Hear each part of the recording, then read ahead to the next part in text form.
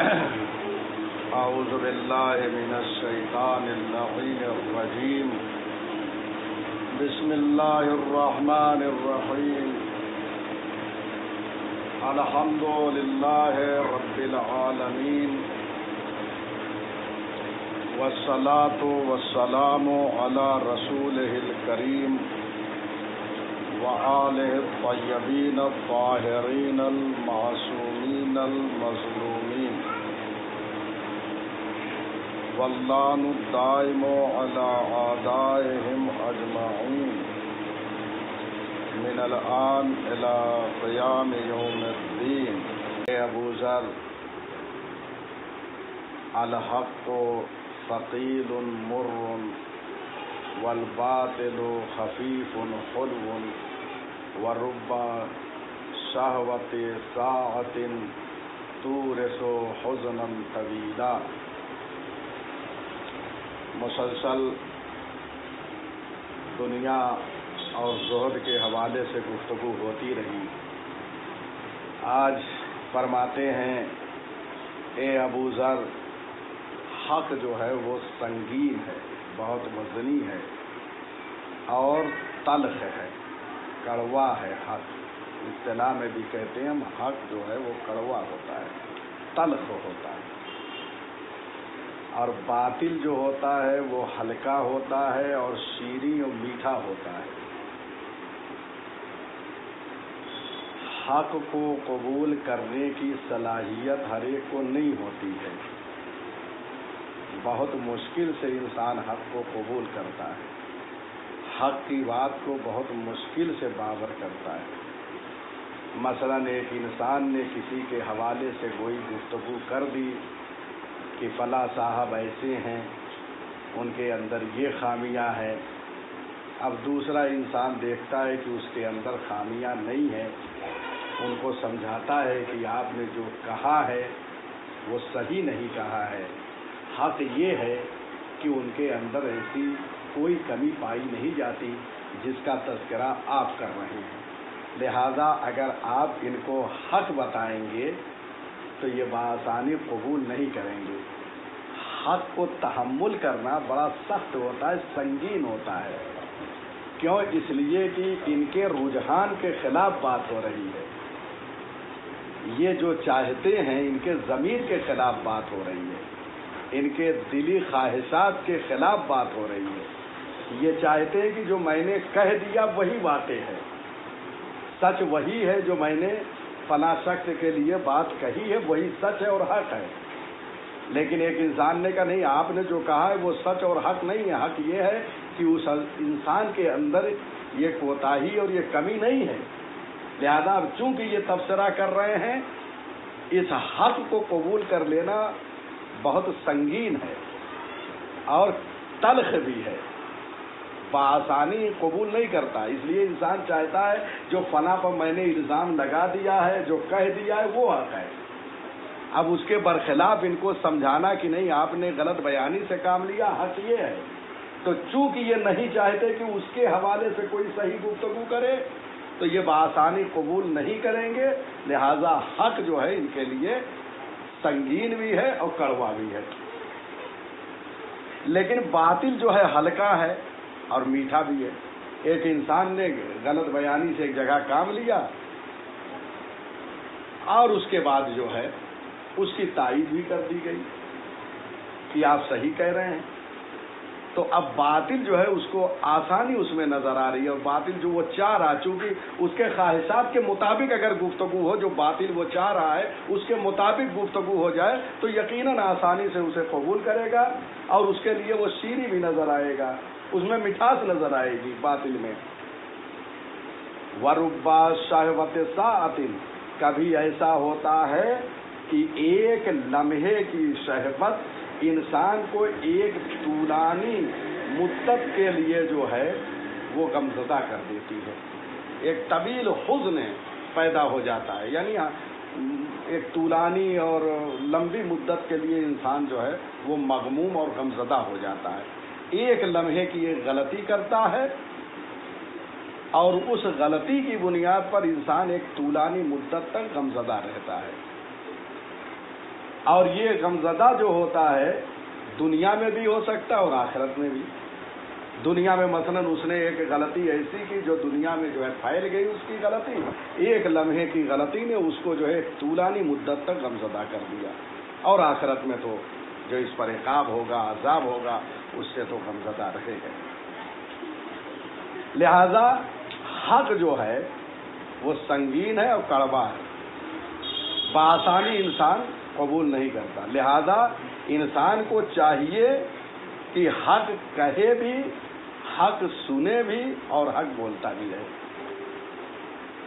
چنانچہ یہ حق جو ہے انسان کو جنت کے راستے کی طرف لے جاتا ہے، انسان کی ہدایت جنت کی طرف کرتا ہے. روایت میں وارد ہوا الحق و طریق الجنہ، حق جو ہے وہ جنت کی طرف رہنمائی کرتا ہے. انسان جب حق بولتا ہے، حق کا تابع ہوتا ہے، حق بات کو قبول کرتا ہے، تو یہ حق کی باتیں، حق کا کلمہ اسے جنت کے راستے پر لے جاتا ہے.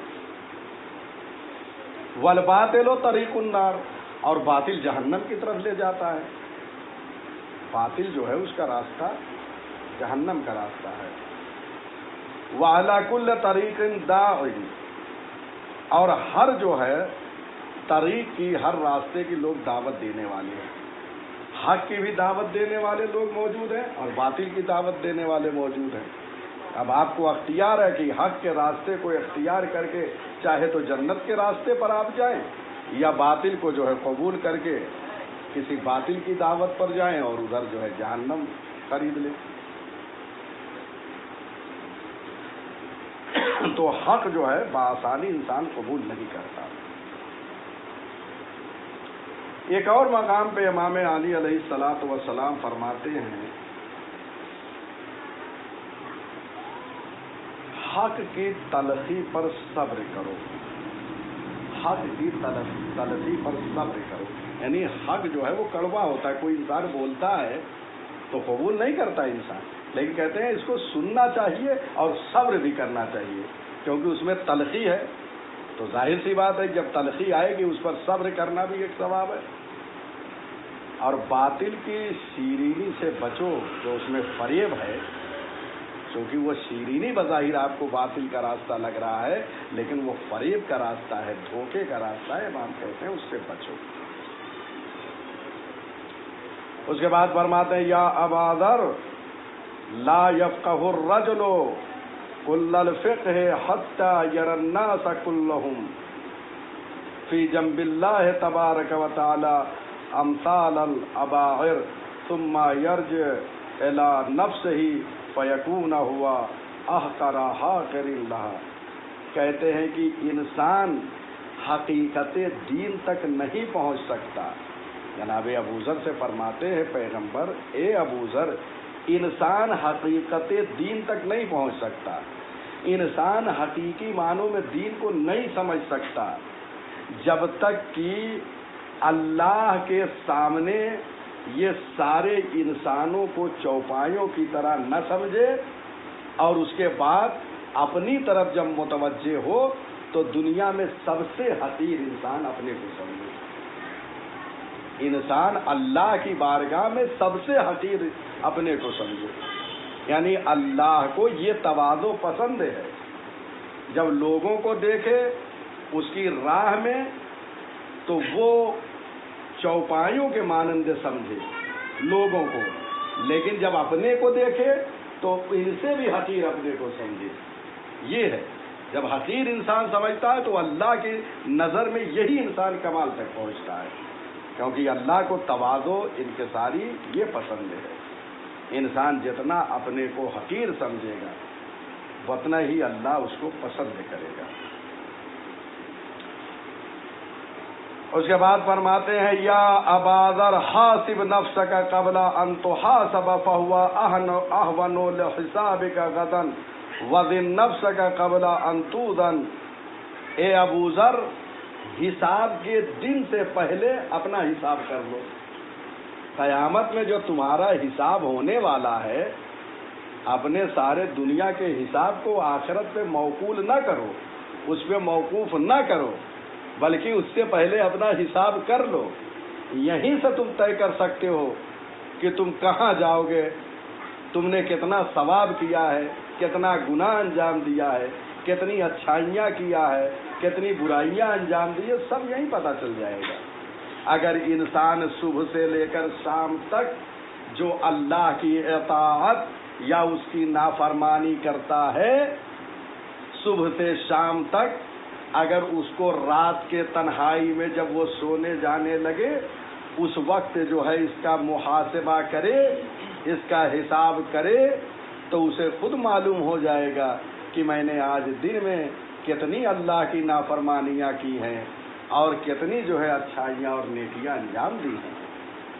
लिहाजा एक रिवायत में इमाम मूसा इब्न जाफर अलैहिस्सलातो वस्सलाम फरमाते हैं, लैसा मिन्ना मन लम युहासिब नफ्सहु फी कुल्ले यौमिन, वो हमारा चाहने वाला नहीं है जो रोजाना अपने नफ्स का मुहासिबा न करे, अपने नफ्स का हिसाब न करे। फ़इन अमला खैरन इस्तज़ादल्लाह मिन्हु व हमदल्लाह अलैहि, बस ये हिसाब जो सुबह से शाम तक जो कुछ अमल अंजाम दिया है इसका हिसाब करे। इमाम फरमाते हैं अगर वो ये देखे कि मैंने आज अमल खैर को ज़्यादा अंजाम दिया है तो अल्लाह से ये तलब करे कि परवरदिगार मुझे और तौफीक दे कि मैं और मज़ीद जो है अमल खैर अंजाम दूँ, और उसके बाद इस चीज़ पर अल्लाह की हम्दो सना करे कि तूने मुझे तौफीक दिया है कि मैंने तेरी जो है इबादत किया है और अमल खैर अंजाम दिया है। व इन अमला शर्रन, और अगर खुदा ने करदा अमल शर को, बुरे फेल को अंजाम दिया है तो उसे चाहिए कि वो अल्लाह से इस्तिग़फ़ार करे और वताबा इलैहि, और उससे तौबा करे। और फरमा रहे यानी देख रहे हैं इमाम अलैहिस्सलाम ने एक हदीस मुबारक में कितने अहम मतलब को लोगों तक पहुंचाया है कि सुबह से शाम तक अगर रोज़ाना इंसान इस तरीके से अपने गुनाहों को शुमार करता रहे, शब में, जैसे आपने देखा एक ताजिर है, एक बिजनेसमैन है, वो तिजारत करता है, बिजनेस करता है, सुबह से शाम तक जो कुछ उसने बिजनेस किया है, जो कुछ उसने तिजारत किया है, रात में एक वक्त वो तमाम अपने माल का हिसाब करता है और वो देखता है कि आज दिन में मुझे फ़ायदा हुआ है या नुकसान हुआ है। इसी तरीके से इंसान को चाहिए कि वो सुबह से शाम तक जो कुछ अमल अंजाम देता रहा है, शब में उसका मुहासिबा करे, उसका हिसाब करे, उसके बाद ये देखे कि उसने आज नेकियां ज़्यादा की है या बुराइयां ज़्यादा की है। अगर इस तरीके से अपने ज़िंदगी का उसूल बना ले और रोज़ाना ये देखता रहे कि मैंने आज अच्छाई ज़्यादा की या बुराई, यकीनन दूसरे दिन ये असर उसका होगा कि जब देखेगा कि आज मैंने अल्लाह की नाफरमानी भी की है तो दूसरे दिन उसको तदारुक करेगा, यानी वो गुनाहों से बचता रहेगा, नेकियों की तरफ जाएगा। इसलिए इमाम ने कहा मुहासिबा। उलमाए अखलाक ने, उलमाए सैर व सलूक ने काफ़ी बहसें यहाँ किया है कि इंसान अव्वले सुबह अल्लाह से शर्त करे, अल्लाह से ये मुआहिदा करे कि मैं आज कोई तेरी नाफरमानी नहीं करूँगा। उसके बाद ये सारी चीज़ें तूलानी बहस है, इंशाअल्लाह किसी और मौके पर इस पर गुफ्तगू होगी। मुआहिदा, मुशारता, मुराक़बा, और उसके बाद ये मंजिल आती है कि आखिर शब में वो हिसाब करता है, लिहाजा वो हिसाब करके अपने नफ़ और नुकसान को जो है पहचाने। इमाम फरमाते हैं कि इस तरीके से मुहासिबा करने से इंसान अपने नेकियों की तरफ और अपने गुनाहों की तरफ मुतवज्जे रहेगा। कहते हैं पैगंबर अकरम, ए अबू ज़र, अपने नफ्स का हिसाब करो क़ब्ल इससे कि तुम्हारा हिसाब क़यामत में हो। फ़हुवा अहवनो ले हिसाबिका गदन, ये तुम्हारे लिए बहुत आसान हो जाएगा जो कल हिसाब होने वाला है। आज से तुम कल के हिसाब के लिए आमादा हो जाओगे। वज़िन नफ्स का क़ब्ला अंतुज़ना, और अपने आमाल को मीज़ान पे तौलते रहो क़ब्ल इससे कि तुम्हारा आमाल जो है اللہ کے ترازو میں تولا جائے، یعنی قیامت میں میزان اعمال ہوگا تو وہاں پہ اعمال کو وزن کیا جائے گا۔ لہذا ضروری ہے کہ قیامت میں میزان اعمال سے پہلے ہم آج دنیا میں ایک میزان اعمال کو طے کریں اور اس پر اپنے اعمال کو وزن کرتے رہیں۔ اور فرما رہے ہیں یعنی کل جو میزان پہ ہمارے نام اعمال جائیں گے، مثلا ہم نے نماز پڑھی ہے، ہم نے روزہ رکھا ہے، تو وہاں میزان اعمال ہوں گے، ایک اعمال کا ترازو ہوگا۔ وہ ترازو کائے کا ہوگا؟ ترازو یہ کوئی دنیا میں جو محسوس کرتے ہیں ایسا نہیں ہوگا، بلکہ ائمہ خدا علیہم الصلاۃ والسلام، نبی اکرم صلوات اللہ وسلامہ علیہ کو میزان کہا گیا ہے۔ یہ ہستیاں میزان اعمال ہے۔ کیسے میزان اعمال ہے؟ ہمارے نماز کو ان سے ملایا جائے گا، ان کی جیسی نماز پڑھی ہے یا نہیں، جن شرائط اور اصول کے تحت یہ نماز پڑھتے رہے ہیں ویسی نماز پڑھی ہے یا نہیں، اخلاص ویسا تھا یا نہیں، تو یہ ساری چیزیں وہاں دیکھی جائیں گی۔ لہذا دنیا میں ہم ائمہ خدا علیہم السلام اور رسول اکرم کی سیرت طیبہ پر چلتے ہوئے اپنے نماز اور روزے کو ان کے جیسا بنانے کی کوشش کرتے رہیں، جیسی نمازیں انہوں نے پڑھی اخلاص کے ساتھ ہم نماز پڑھیں۔ نمازوں کو ترک کرنا تو دور کی بات ہے، انسان کو نماز پڑھنے کے بعد یہ دیکھنا چاہیے کہ میں نے اخلاص سے نماز پڑھی ہے یا نہیں، روزہ اخلاص سے رکھا ہے یا نہیں، یہ ساری چیزوں کا حساب کرتا رہے، ائمہ خدا کے اعمال سے اپنے اعمال کو یہی ملاتا جائے۔ یہ دنیا میں خود انسان ایک میزان اعمال قائم کرے، یہ انسان کے لیے آسانی ہو جائے گی۔ جب کل میزان اعمال میں ہمارے جو ہے اعمال کو رکھا جائے گا تو یقیناً ہمیں فائدہ ہوگا، اگر آج سے ہم تیار ہو گئے، آج ہی سے ہم آمادہ ہو گئے۔ وَتَجَهَّزَ لِلْأَرْضِ الْأَكْبَرِ يَوْمَ تُعْرَضُ لَا تَخْفَى عَلَى اللَّهِ خَافِيَةٌ، کہتے ہیں کہ اپنے نام اعمال کو جو ہے میزان میں رکھو دنیا میں، اور اپنے کو بڑے حساب کے دن کے لیے آمادہ کرو۔ یہ وزن کرنا ہے، میزان اعمال پہ وزن کرنا، اپنے اعمال کو محاسبہ کرنا ہے تاکہ ہم اس دن کے لیے آمادہ ہو جائیں، یعنی قیامت کے لیے۔ یہ سب آمادگی کے لیے بہترین مثال ہے۔ انسان نام اعمال کو یہی دیکھتا رہے، یہی چیک کرتا رہے، یہی وزن کرتا رہے، یہی محاسبہ کرتا رہے، اس دن کے لیے آمادہ کرے کہ جس دن تمہارا کوئی مخفی کام اللہ پر مخفی نہیں ہوگا، سارے اعمال وہاں واضح اور روشن ہو جائیں گے۔ جو تمہارا مخفی کام بھی تھا، لوگوں پر عیاں نہیں تھا، وہ سب اللہ جانتا ہے، اور سب وہاں، حتیٰ کہ قرآن مجید میں ہے کہ قیامت کے دن انسان کے اعضاء و جوارح گواہی دیں گے۔ الیوم نختم علی افواہہم، قیامت کے دن ہم لوگوں کے منہ پر تالے لگا دیں گے، بند کر دیں گے زبان کو۔ وتکلمنا ایدیہم، اور لوگوں کے جو ہے وہ ہاتھ جو ہے کلام کریں گے، اور اس کے بعد جو ہے پیر گواہی دیں گے، یہ اعضاء و جوارح بولیں گے انسان کے۔ تو اس دن کے لیے انسان کو آمادہ ہو جانا چاہیے۔ لہذا ایسے اعمال انجام دے جو قیامت کے دن انسان کو خوشی بخشے، نہ یہ کہ انسان اپنے نام اعمال کو دیکھ کر ناراض ہو جائے۔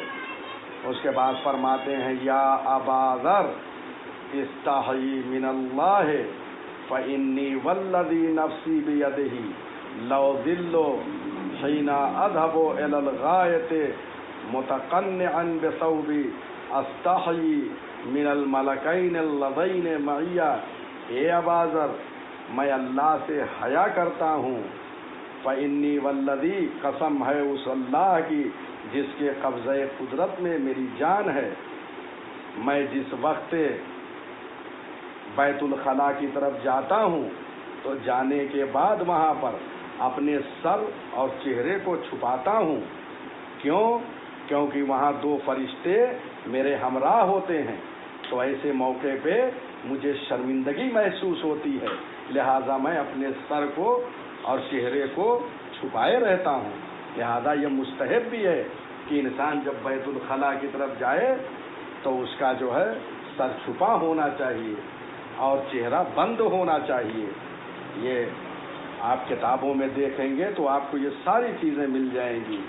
لہذا پیغمبر اکرم جناب ابو ذر غفاری سے کہتے ہیں، میں جب بھی جاتا ہوں بیت الخلاء تو وہاں پر اپنے سر اور چہرے کو چھپائے رہتا ہوں، کیونکہ میرے ساتھ 2 ملک ہیں اللہ کی طرف سے، وہ ملک جو نام اعمال لکھتے رہتے ہیں، ان سے مجھے حیا آتی ہے، ان سے شرم آتی ہے، لہذا میں یہ کام انجام دیتا ہوں۔ یہ ایک پیغام ہے جو پوری انسانیت کو پیغمبر پہنچا رہے ہیں، جو ساری کائنات کو ابو ذر کے ذریعے سے پہنچا رہے ہیں۔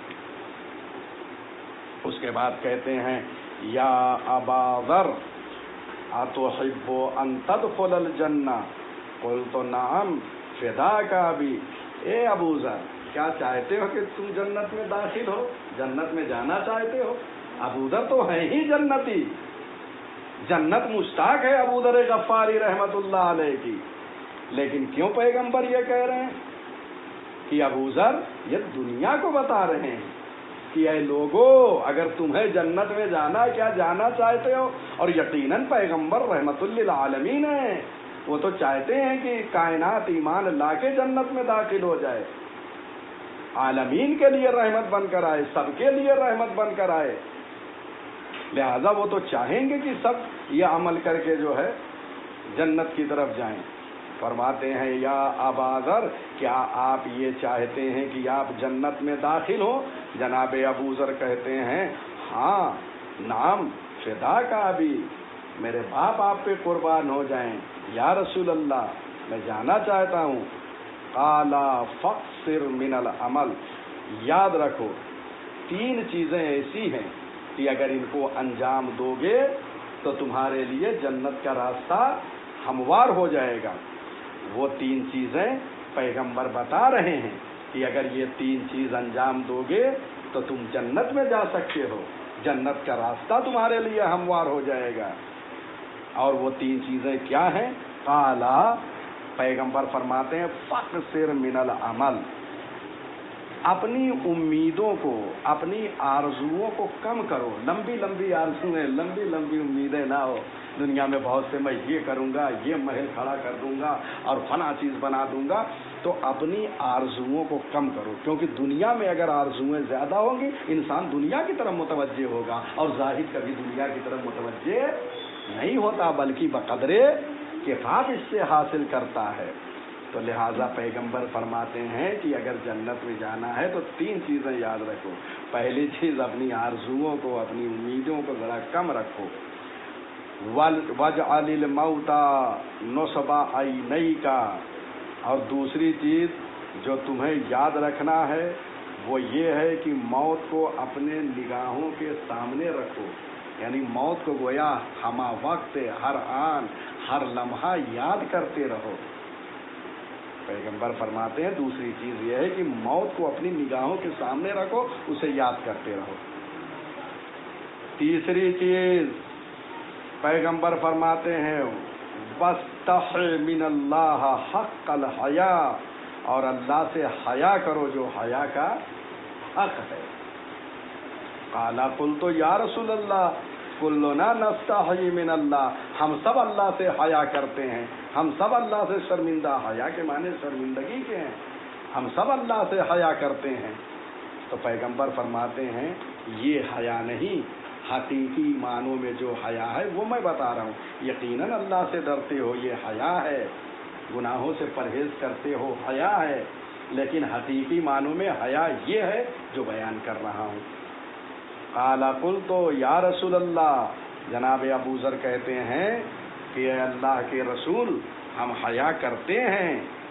قال لیس ذلک الحیا، جو تم حیا کرتے ہو وہ حقیقی معنوں میں حیا نہیں ہے، ولکن الحیا من اللہ، لیکن حقیقی معنی میں جو حیا ہے، شرمندگی ہے، وہ یہ ہے کہ اللہ تنس المقابر والبلا जौफा वमा वआ वर्रासा वमन हवा।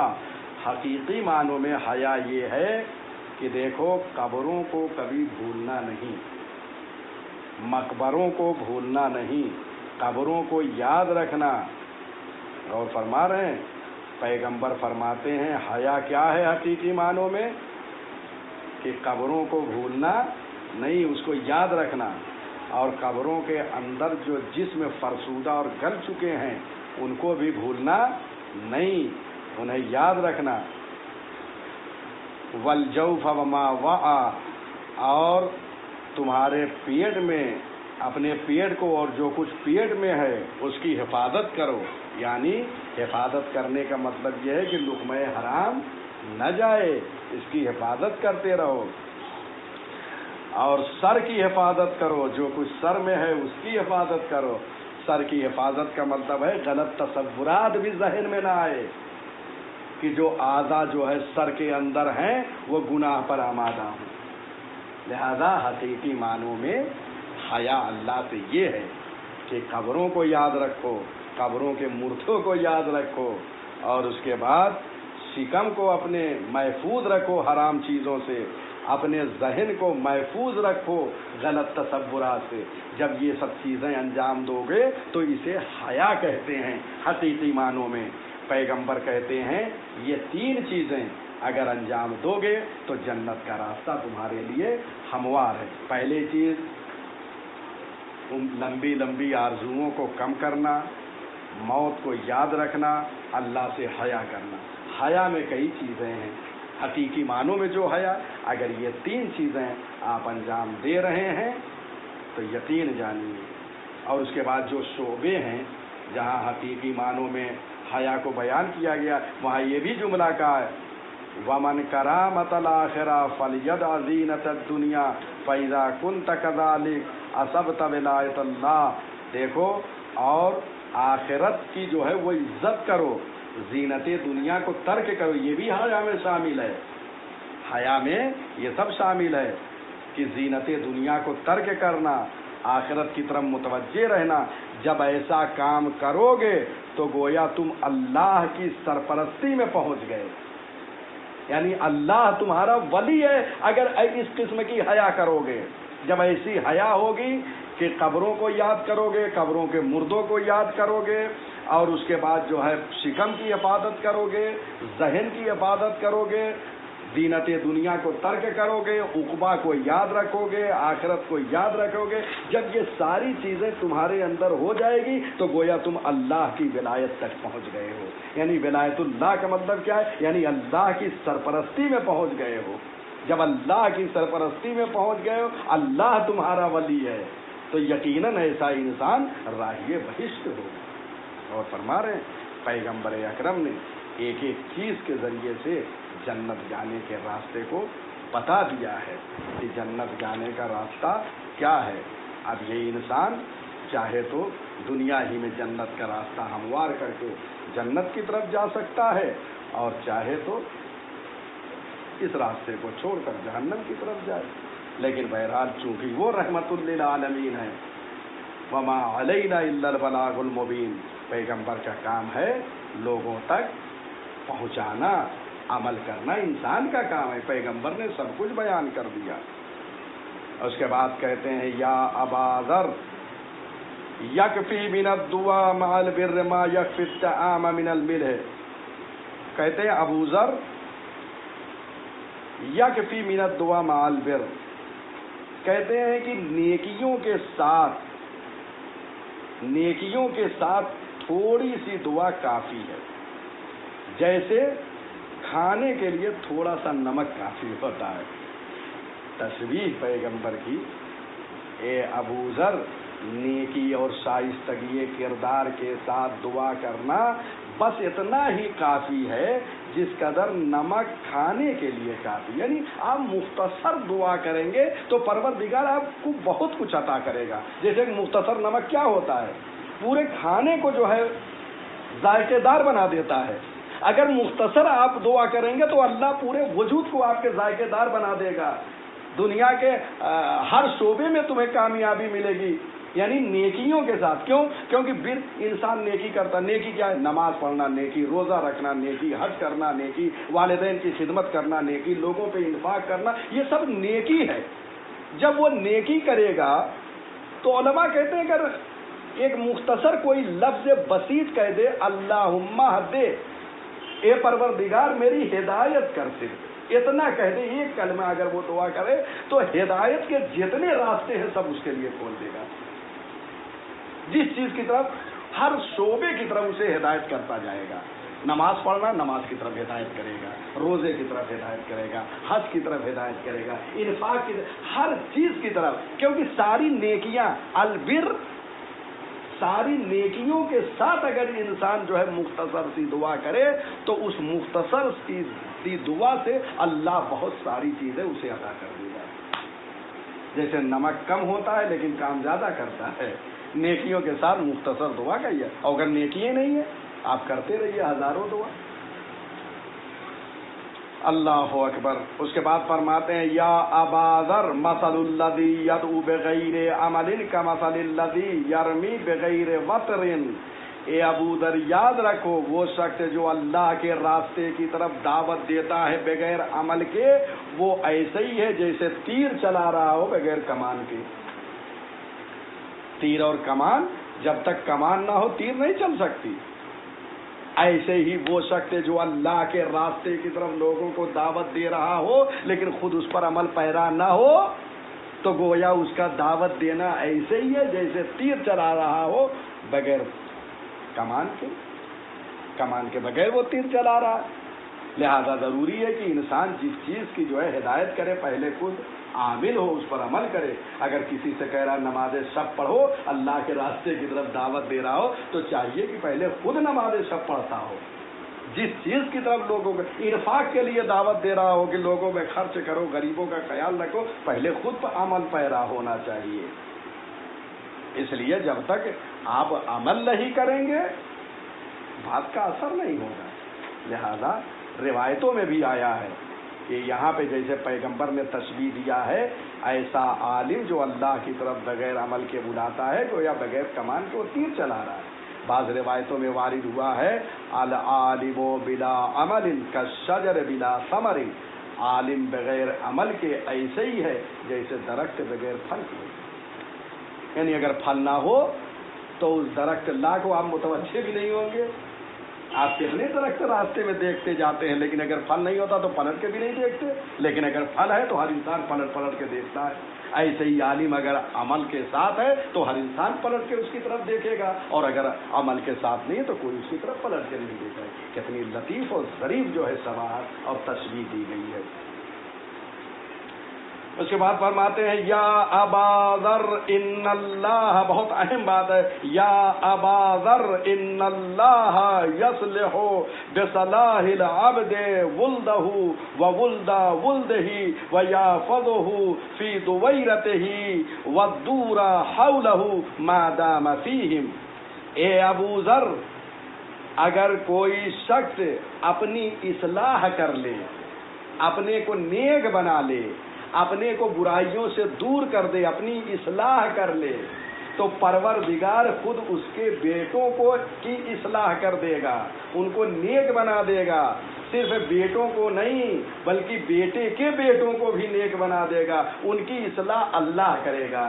ایک انسان اگر خود اپنی اصلاح کر لیتا ہے تو پروردگار اس کی اولاد کی بھی اصلاح کر دیتا ہے، اور اس انسان کی اس کے گھر میں جو ہے حفاظت کرتا ہے اور باعزت بناتا ہے، اور ان کے پڑوسیوں کے درمیان انہیں باعزت بناتا ہے جب تک ان کے درمیان موجود ہے.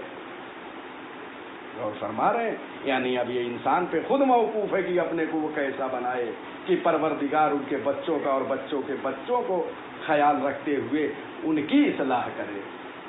ایسا کام کرنے والا ایک تو انسان اصلاح کے ذریعے سے اپنے بچوں کے لیے راستہ ہموار کر رہا ہے، دوسرے پروردگار اسے اس کے گھر میں اور ہمسائے کے درمیان جب تک موجود ہے صاحب عزت و احترام بنا دے گا. گھر میں بھی عزت ہو رہی ہے، ہمسائے میں عزت ہو رہی ہے، اور یہیں سے اگر عزت ہے تو ہر جگہ عزت. اور فرما رہے ہیں ایک ایک جملہ قابل قدر ہے پیغمبر اکرم صلوات اللہ وسلامہ علیہ. فرماتے یا ابا ذر ان اللہ یباہی الملائکۃ بثلاثۃ نفر. اے ابو ذر، پھر 3 چیزیں آ گئی، بہت ہیں.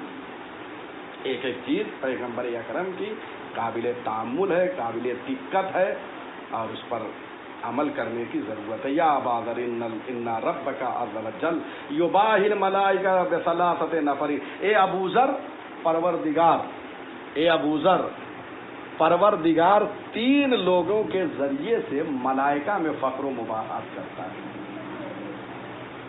آپ نے دنیا میں دیکھا ہوگا کہ بعض انسان جو ہے لوگوں کے درمیان کسی اچھی چیز کے ذریعے یا کچھ بھی دولت مال کے ذریعے سے فخر و مباحثت کرتے ہیں، حسب و نسب کے ذریعے سے، علم کے ذریعے سے لوگ کرتے ہیں دنیا میں.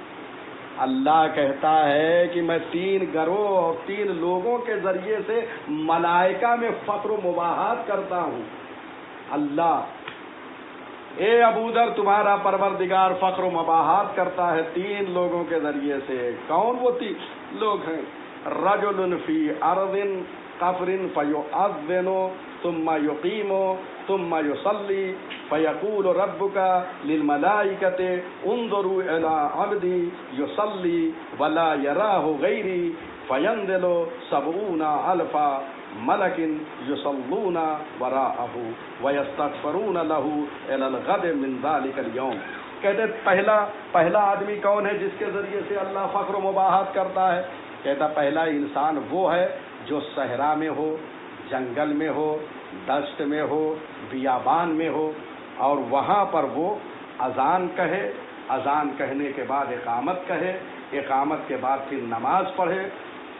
تو ایسے انسان کے لیے تمہارا رب ملائکہ سے یہ کہتا ذرا میرے بندے کو تو دیکھو، وہ نماز پڑھ رہا ہے اس عالم میں کہ سوائے میرے اس وقت اس کو کوئی نہیں دیکھ رہا. یعنی تنہا ایسے صحرا میں ہو، ایسے جنگل میں ہو جہاں کوئی نہ ہو، ایسے موقع پر وہ اذان کہے، اقامت کہے اور نماز کے لیے کھڑا ہو جائے. اس لیے کہ ممکن ہے آبادی میں انسان دکھانے کے لیے عمل کر جائے، لیکن ایسے موقع پر سوائے اخلاص کے کوئی اور چیز اسے نماز کے لیے آمادہ نہیں کر رہی ہے. وہاں اس صحرا میں جہاں کوئی دیکھنے والا نہ ہو، وہاں اذان و اقامت کہہ کے وہ نماز پڑھ رہا ہو، تو یاد رکھو کہ اس کا عمل اخلاص سے بھرا ہوا ہے. پروردگار کہتا ہے ملائکہ سے میرے بندے کو تو دیکھو کہ وہ نماز پڑھ رہا ہے اور سوائے میرے اس کو کوئی دیکھ نہیں رہا ہے. اس کا مطلب کتنا با اخلاص انسان ہے کہ وہ اس دشت میں، صحرا میں، اس چٹیل میدان میں یکو تنہا جو ہے وہ نماز پڑھ رہا ہے. دیکھو میرے بندے کو. پھر کیا؟ فینزل 70,000 ملک. پھر کیا ہے؟ 70,000 ملک جو ہے وہ نازل ہوتے ہیں. وہ نماز جب صحرا میں پڑھتا ہے تو 70,000 ملائکہ نازل ہوتے ہیں اور وہ سارے کے سارے ملائکہ اس کے پیچھے نماز پڑھتے ہیں. یہ عظمت ہے ایک صحرا میں نماز پڑھنے والے کی. اور یہ 70,000 ملائکہ آج سے لے کر کل تک، آنے والے کل تک کے لیے 70,000 ملائکہ اس کے لیے استغفار کرتے ہیں. اور فرما رہے ہیں کتنی اہمیت ہے اس شخص کی. تو پہلا انسان یہ ہے کہ جس کے ذریعے سے اللہ تبارک و تعالی ملائکہ پہ فخر و مباحثت کرتا ہے. دوسرا انسان کون ہے؟ وَالرَّجُلٍ قَامَ مِنَ اللَّيْلِ فَصَلَّى بَعْدَهُ فَسَجَدَ وَنَامَ وَهُوَ سَاجِدٌ فَيَقُولُ اللَّهُ تَعَالَى انظُرُوا إِلَىٰ عَبْدِي رُوحُهُ عِندِي وَجَسَدُهُ سَاجِدٌ. دوسرا انسان وہ ہے کہ جو رات کی تاریکی میں اٹھتا ہے اور نماز پڑھتا ہے. ساری کائنات سو رہی ہے، وہ رات کے سناٹے میں بیدار ہوتا ہے اور بیدار ہونے کے بعد وہ نماز پڑھتا ہے، پھر سجدہ کرتا ہے، اس پہ غنودگی طاری ہو جاتی ہے اور سجدے میں سو جاتا ہے. سجدے میں سو جاتا ہے. فیقول اللہ، تو اللہ کہتا ہے میرے بندے کو دیکھو، اس کی روح میرے پاس ہے اور اس کا جسم سجدے میں. اگرچہ وہ اتنا خستہ ہے اور تھکا ہوا ہے، نیند کا غلبہ ہے، لیکن اللہ کی محبت میں وہ اٹھ گیا ہے اللہ کو یاد کرنے کے لیے. تو اگر ایسے عالم میں وہ سجدے میں اس پہ غنودگی بھی آ جائے تو اللہ اس کے ذریعے سے فخر و مباحثت کرتا ہے کہ یہ میری محبت میں اٹھا ہے.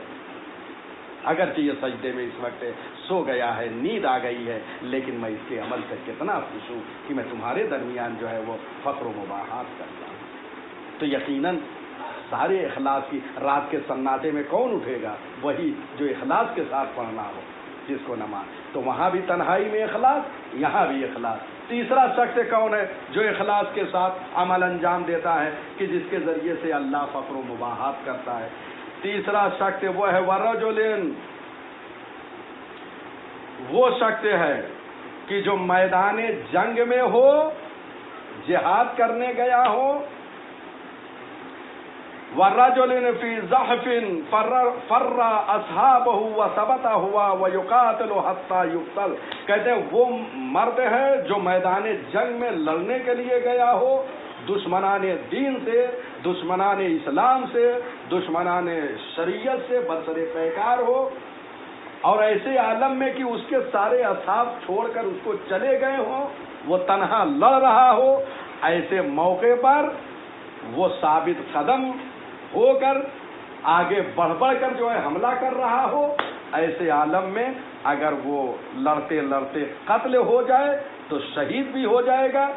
ایسے شخص پر اللہ فخر و مباحات کرتا ہے۔ ایسا انسان جو اللہ کی راہ میں جنگ کے لیے گیا ہو، اصحاب چھوڑ کر بھاگ گئے ہو، وہ تنہا لڑ رہا ہو، ثابت قدم رہا ہو، یہاں تک کہ لڑتے لڑتے وہ شہید ہو جائے، تو پروردگار جو ہے اس کے ذریعے سے ملائکہ میں فخر کرتا ہے، مباحات کرتا ہے۔ تو پہلا انسان جو صحرا میں نماز پڑھ رہا ہو، دوسرا جو رات کے سناٹے میں نماز کے لیے بیدار ہو، تیسرا وہ جو میدان قتال میں جا کر اللہ کے لیے جنگ کر رہا ہو۔ یہ تین لوگ ایسے ہیں کہ جن کے ذریعے سے اللہ فخر و مباحات کرتا ہے۔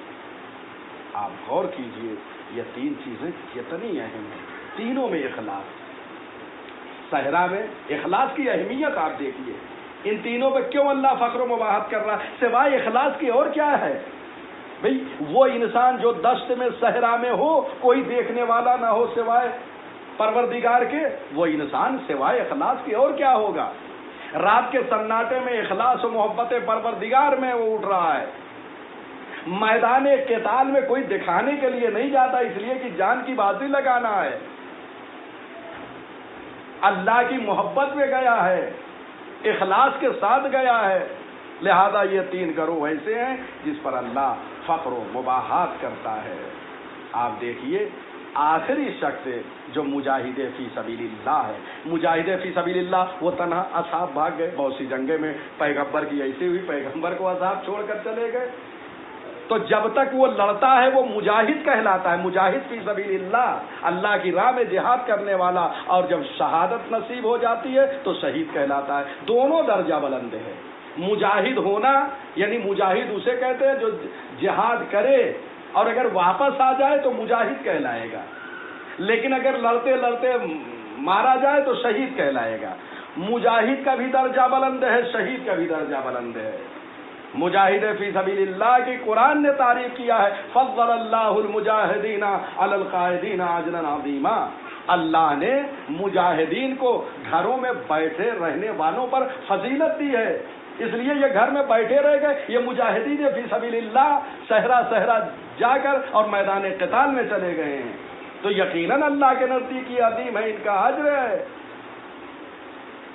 یہ ہے ان کا مقام۔ اور اس کے بعد ایک مقام پہ نہج البلاغہ میں امیر المومنین علی ابن ابی طالب علیہ الصلوۃ والسلام فرماتے ہیں کہ یہ مجاہدین فی سبیل اللہ جو اللہ کے لیے لڑنے جاتے ہیں، جنت کے دروازوں میں سے ایک دروازے کا نام باب الجہاد ہوگا۔